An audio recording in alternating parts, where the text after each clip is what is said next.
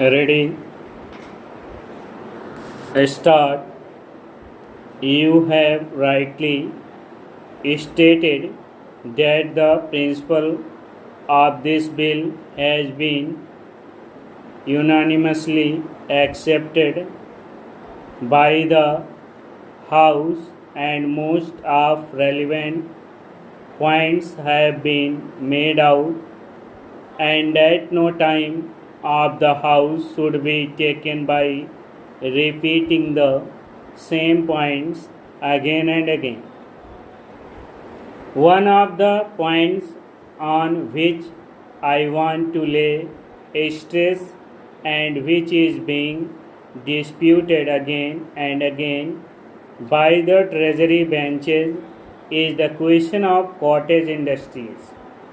Though you pointed out to them yesterday that there is provision in this bill to take into consideration the cottage industries also, and the Honorable the Deputy Minister realized it again, there was a point raised by Mr. Sidhwa today, and the Honorable Speaker, who was in the chair at the time, said that the scope of the bill is confined only to the consideration of protection to industries as against foreign industries, that is to give protection to the indigenous industries as against imported goods, and the question of cottage industry does not come in here.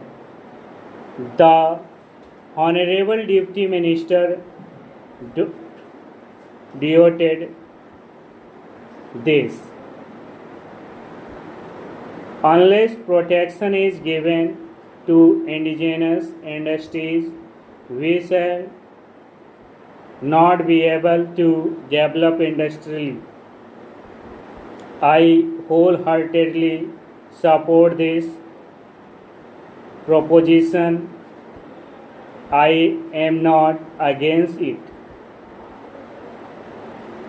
When I speak of cottage industries, I do not for a moment think that our country should not be developed on the same lines as the other countries in the world. I want that every villager should have the same amenities that we sitting in this house have. Every villager should have these furnitures, fittings, houses, and so on. The only thing is that the existing economy should not be disturbed and sacrificed before substitute arrangement it is made before we give protection to any bigger industries.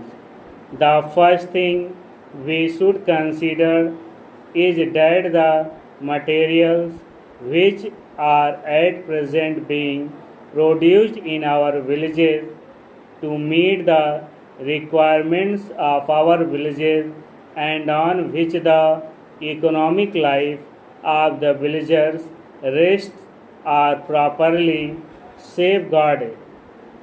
We should see that we have sufficient quantity of consumer goods to meet the necessities of all people in the country, and nothing is done merely in the interest of 10% of the people at the sacrifice of existing village economy before making sure of some better substitute. I find that at the present moment our attention is confined to the amenities and requirements of a portion of the population only. The other day, my honorable friend Mr.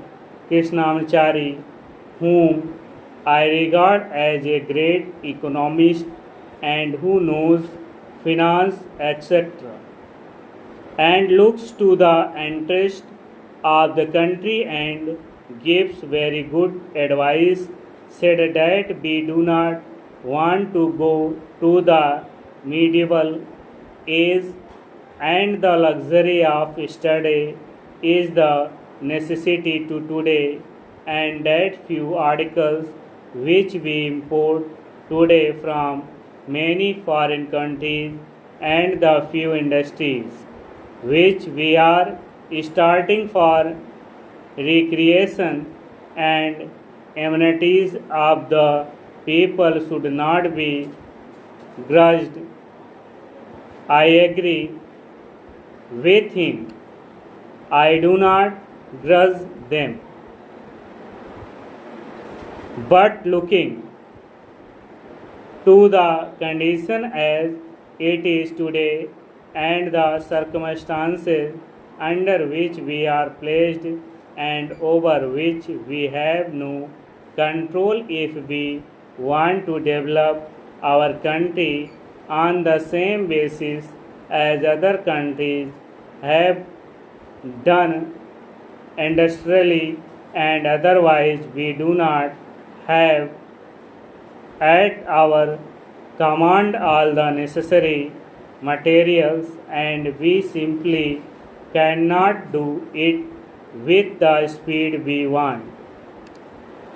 We have to depend upon others, so at least during the transitional period it may be that the necessities of study may have to be regarded as the luxuries of today and for some time have to take to austerity to be squarely distributed.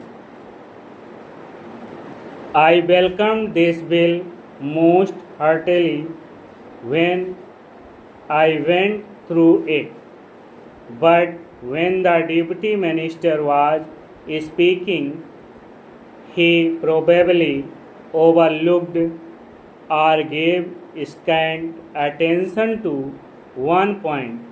I am referring to clause 12 in regard to the reference to the commission of matters arising out of protection. Of the things mentioned, there is the different sector of the country's economy on which the commission may inquire and report. Whenever we start new industries and give protection to them, this clause is always neglected. It should not be merely that the central government may also refer, but they must refer to this as one of the conditions under clause 14. When the Physical Commission recommends that this tariff commission should take so many points into consideration, the different sectors of the country's economy must be one of the points that must be taken into consideration. The other day, there was a question about the acquisition of the Visakhapatnam shipping yard. When we had to pay rupees 2 to 3 crores for acquiring it, one of the points we took into consideration was the unemployment of 4,000 workers, and for keeping them in employment we suffered a loss in view of the agitation that was carried on. We sacrificed the existing necessary supply of the villagers and threw them out of employment without making any arrangement for their substitute requirements and without providing them with alternative employment staff.